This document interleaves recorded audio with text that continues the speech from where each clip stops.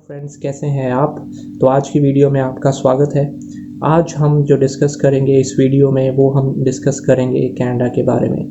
Canada एक बहुत ही popular study destination है इंडिया के स्टूडेंट्स के लिए और दुनिया भर के बच्चों के लिए। हर साल लाखों स्टूडेंट्स जो हैं वो कनाडा आते हैं पढ़ने के लिए, अपने सपनों को पूरा करने के लिए।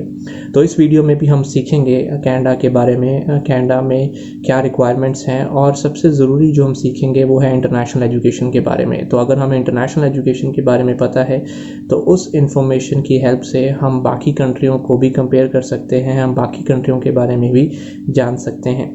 इस वीडियो को हम स्टेप बाय स्टेप लेके चलेंगे और इस वीडियो का जो है मेन पर्पज़ यही है कि आपको जागरूक करना, आपको अवेयर करना अलग अलग इन्फॉर्मेशन के बारे में, ताकि आप एक इन्फॉर्म्ड डिसीजन ले सकें। मैं कोशिश करूँगा कि आपको बहुत ही ईजी लैंग्वेज में, सरल भाषा में चीज़ों को समझाऊँ, ताकि आप जो है अपने डिसीजंस जो हैं वो एक सही इन्फॉर्मेशन के साथ ले सकें। स्टार्ट जो हम करेंगे इस वीडियो का वो हम डायरेक्ट कंट्री से नहीं शुरू करेंगे। मैं नहीं आपको चाहता कि आप सीधा कनाडा जैसे कॉम्प्लेक्स मैटर पे जाइए या स्टूडेंट वीज़ा पे जाइए। हमें पहले एक बेसिक स्टूडेंट की तरह समझना है कि जब हम अपने घर से निकलते हैं, अब हमें इंडिया के एजुकेशन के सिस्टम के बारे में पता है, लेकिन क्या हमें कनाडा के एजुकेशन सिस्टम के बारे में पता है? हम वीज़ा कैसे अप्लाई करते हैं, हम एडमिशन कैसे अप्लाई करते हैं?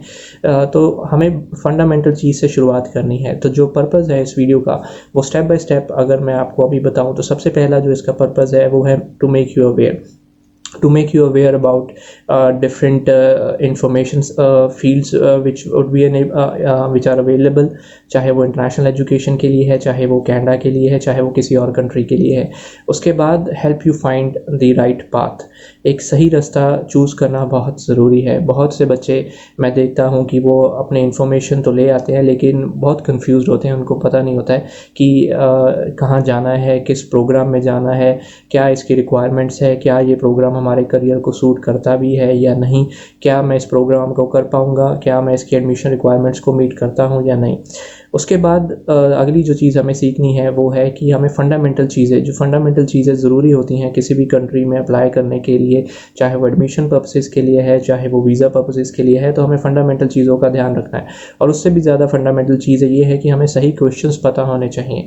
अब मैक्सिमम जो लोग हैं वो कोशिश करते हैं कि वो एक एजुकेशन कंसल्टेंट के पास जाएँ, एजेंट के पास जाएँ, क्योंकि उनको सारी इन्फॉर्मेशन जो है बच्चों को नहीं मिल पाती या वो समझ नहीं पाते इंटरनेट से, तो वो एजुकेशन कंसल्टेंट के पास जाते हैं।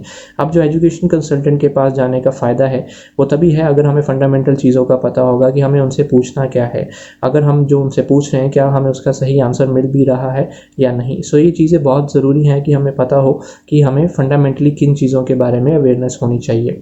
अगली चीज़ है कि हमें कौन कौन से चैलेंजेस मिलते हैं और उनके सोल्यूशंस क्या हैं। अब जो स्टूडेंट वीज़ा है वो एक बच्चे के लिए कॉम्प्लेक्स मैटर भी हो सकता है, उसके लिए एक ईजी मैटर भी हो सकता है, और रास्ते में कई चैलेंजेस भी आ सकते हैं। कई चीज़ें ऐसी हैं जो आपको नहीं पता या आपको नहीं समझ आ रही, तो उन चीज़ों को हमने कैसे देखना है और उनके क्या क्या सोल्यूशंस हैं। अगली चीज़, जब हम इन सभी पांचों फैक्टर्स को कवर कर लेंगे, then how to succeed and how to grow, that how to successfully apply for your visa. आप चाहे वो एडमिशन के लिए है, चाहे वो आप हायर एंड यूनिवर्सिटी में जाना चाहते हैं, चाहे वो आप अपनी चॉइस के कॉलेज में जाना चाहते हैं। How to succeed and grow. अब जो सेकंड पिलर है इस वीडियो का, वो आप सबसे बड़ा पिलर जो ज़रूरी है वो है लव्स काउंसलिंग। तो स्टूडेंट जब किसी भी कंसल्टेंट के पास जाते हैं या एजेंट के पास जाते हैं, हम वर्ड यूज़ करते हैं कि मैं काउंसलिंग के लिए आया हूँ या मैं काउंसलिंग के लिए आई हूँ। तो काउंसलिंग बेसिकली है क्या?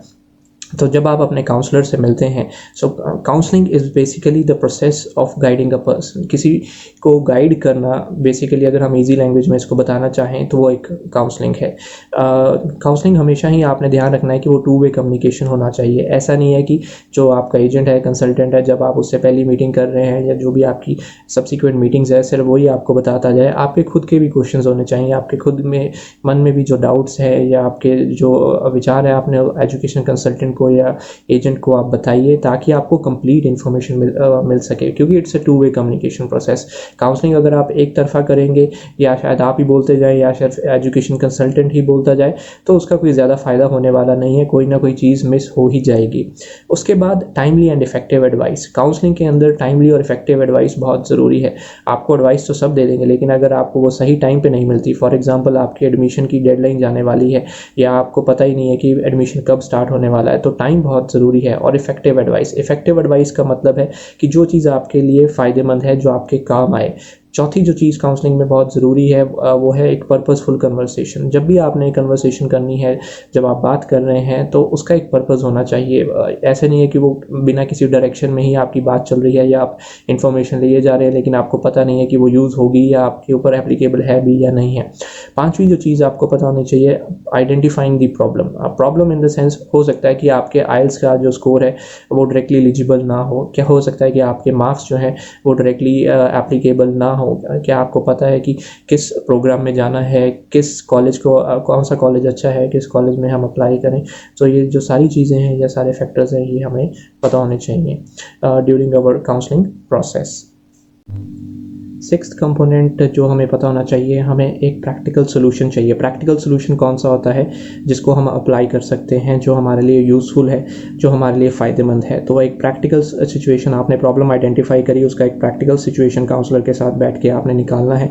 Finding the right programme, the right institution and your right career path. तो ये तीनों चीज़ें बहुत ज़रूरी हैं और तीनों आपने कोशिश करनी है कि एक लाइन में होनी चाहिए। And it should be useful to you, it should be applicable to you.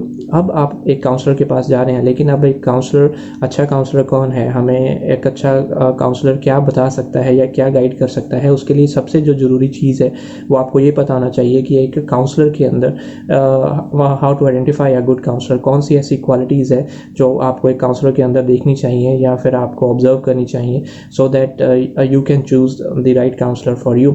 सबसे पहली जो रिक्वायरमेंट है या क्वालिटी मैं कह सकता हूँ वो है नॉलेजेबल।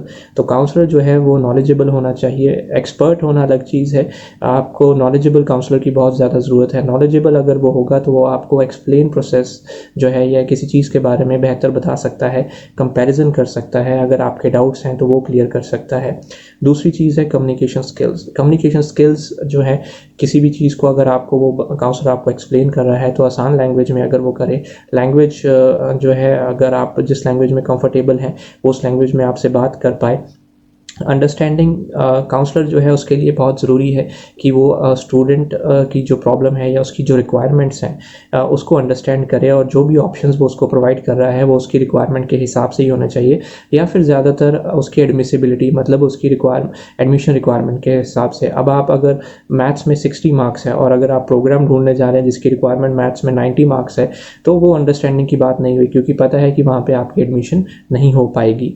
उसके बाद ऑब्जर्वेंट, एक अच्छे काउंसलर को ऑब्जर्वेंट होना बहुत ज़रूरी है, ताकि उसको पता रहे कि जो भी वो इन्फॉर्मेशन दे रहा है स्टूडेंट उसको समझ रहा है या उसको वो एब्जॉर्ब कर पा रहा है या नहीं। और उसको पता लग जाना चाहिए कि कोई भी चीज़ अगर है, अगर स्टूडेंट कंफ्यूज हो रहा है तो काउंसलर जो है वो प्रोएक्टिव होना चाहिए, ताकि वो स्टूडेंट से पूछ ले कि वो कहाँ पे वो इन्फॉर्मेशन को मिस कर रहा है, अगर उसको कोई चीज़ नहीं समझ आ रही है तो।